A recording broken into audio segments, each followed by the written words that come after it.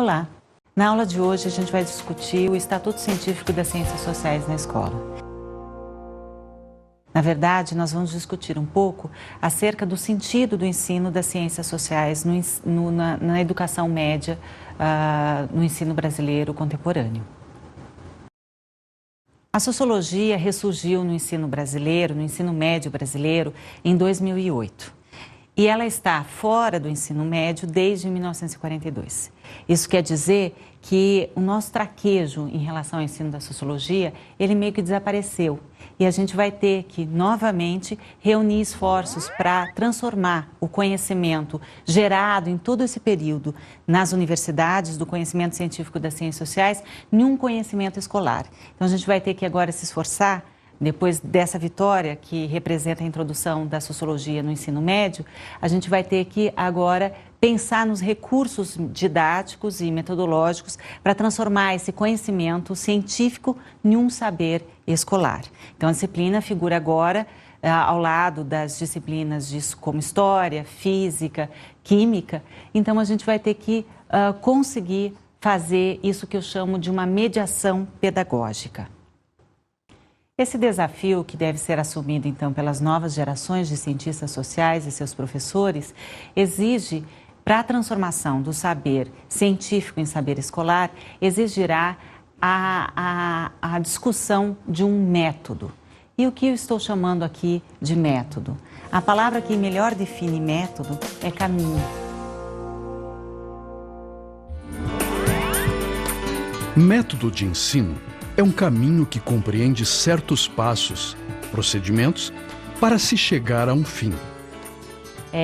No caso do ensino, da atividade pedagógica, a gente vai ter que cumprir certas etapas, cumprir certos procedimentos, para tornar esse conhecimento um conhecimento interessante. E aí eu vou exemplificar para vocês os dois caminhos possíveis, ou os mais praticados, no ensino das ciências sociais.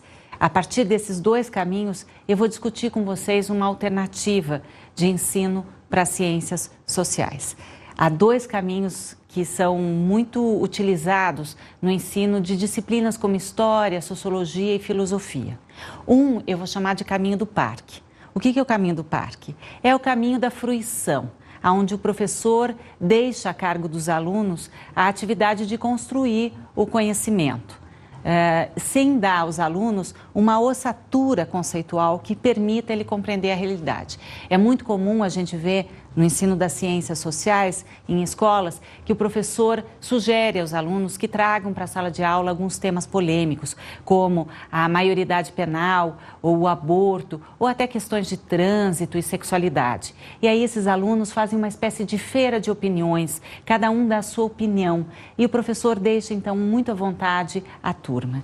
Esse é o que eu chamo de caminho do parque. O professor praticamente desaparece de sala de aula e o saber científico também se ausenta de sala de aula e a aula vira uma espécie de um workshop de opiniões. No outro caso é o caminho da floresta, que é um caminho mais denso, escuro, úmido e um pouco quase que intangível para os próprios alunos. Esse caminho da floresta é quando o professor aparece em sala de aula como uma espécie de portador de um conhecimento quase que inalcançável para os alunos. Então, ele vai contar a história da disciplina da sociologia, ele vai falar de seus autores, do período em que eles elaboraram os conceitos e vai então, digamos assim, usar uma linguagem completamente hermética para esse aluno. A alternativa do aluno, nesse caso, é decorar os conceitos, é decorar as datas de nascimento e morte dos autores, é estudar um pouquinho do contexto. E isso, o professor se torna uma espécie de um mestre, portador de um conhecimento muito difícil. No caso, nós queremos apresentar a vocês um caminho alternativo, onde a gente não fica nem na simples opinião, preso à opinião dos alunos acerca dos fenômenos, nem preso a um conhecimento monopolizado pelo professor.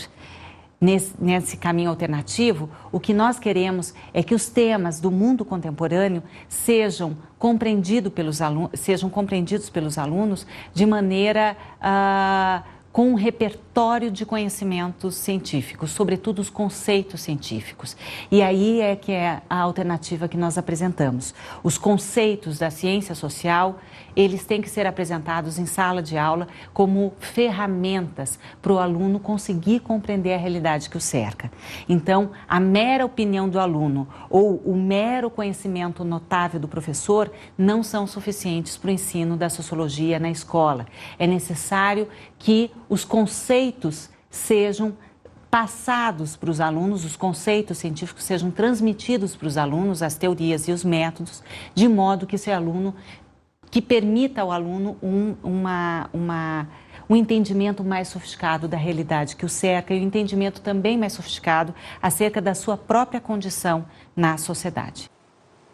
Entendendo, portanto, que os conceitos são fundamentais para a compreensão da realidade social, nós vamos propô-los, então, como ferramentas analíticas. O que é o conceito como ferramenta analítica?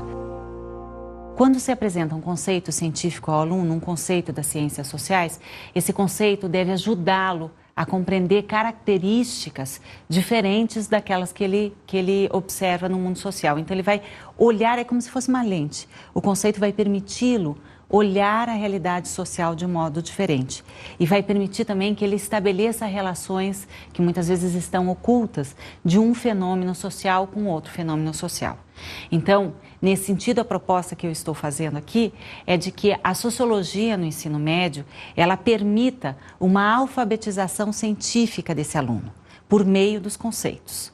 Portanto, o que nós estamos propondo aqui é que o aluno seja munido dessas ferramentas dos conceitos científicos para que ele consiga compreender melhor a realidade, né? Do mesmo modo que